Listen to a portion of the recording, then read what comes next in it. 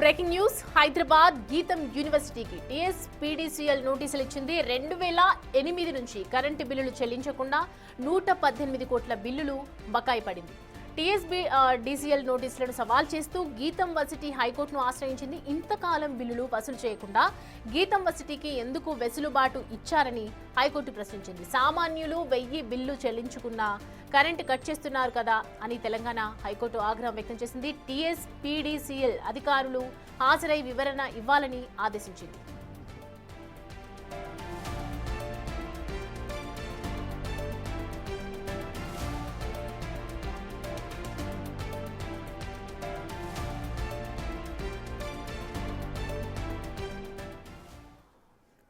Right, ఈ అంశానికి సంబంధించి పూర్తి డీటెయిల్స్ అందించడానికి మా ప్రతినిధి సురేష్ మనకి అందుబాటులో ఉన్నారు.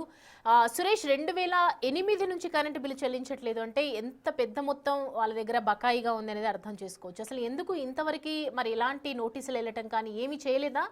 ఏం చెప్తున్నారు యూనివర్సిటీ వాళ్ళు?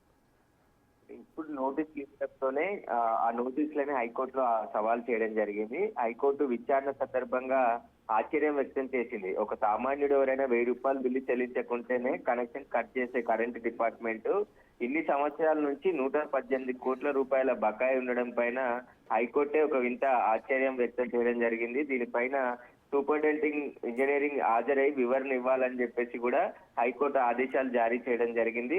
అయితే 2008 నుంచి కూడా కరెంటు బిల్లు చెల్లించకపోవడం సంబంధించి కూడా హైకోర్టు విచారణ సందర్భంగా ఇన్ని సంవత్సరాలు ఎలా ఆగారని చెప్పేసి ఎలక్ట్రిసిటీ డిపార్ట్మెంట్ నే క్వశ్చన్ చేయడం జరిగింది. ఎవరైనా కరెంటు బిల్లు చెల్లించకుంటే ఒక 1000 రూపాయలు ఉంటేనే వాళ్ళ కనెక్షన్ కట్ చేసి బిల్లు కట్టిన తర్వాతే రీకనెక్షన్ చేసే ఎలక్ట్రిసిటీ డిపార్ట్మెంట్ గీతం యూనివర్సిటీ ఇన్ని సంవత్సరాల నుంచి 2008 నుంచి కూడా బిల్లు చెల్లించకపోవడం, ఆ తర్వాత ఇన్ని రోజుల తర్వాత నోటీసులు ఇస్తే ఆ నోటీసులని హైకోర్టులో సవాల్ చేయడంతో గీతం యూనివర్సిటీకి సంబంధించిన పిటిషన్ విచారిస్తూ దీనికి సంబంధించి పూర్తి వివరణ ఇవ్వాలని చెప్పేసి కూడా సూపరింటెండెంట్ ఆఫ్ ఇంజనీరింగ్ హాజరయ్యి కోర్టులో వివరణ ఇవ్వాలని చెప్పేసి కూడా హైకోర్టు ఆదేశాలు జారీ చేయడం జరిగింది. మొత్తం 18 కోట్లు చెల్లించాలని చెప్పేసి కూడా ఎలక్ట్రిసిటీ డిపార్ట్మెంట్ గీతం యూనివర్సిటీకి నోటీసులు జారీ చేయడం జరిగింది. ఆ నోటీసులనే హైకోర్టులో సవాల్ చేయడంతో హైకోర్టే ఆశ్చర్యపోవాల్సిన పరిస్థితి ఏర్పడింది. అసలు గీతం యూనివర్సిటీకి 2008 నుంచి ఇప్పటి వరకు ఎందుకు బిల్లు చెల్లించకుండా కరెంట్ సప్లై చేస్తున్నారని కూడా హైకోర్టు ప్రశ్నించడం జరిగింది.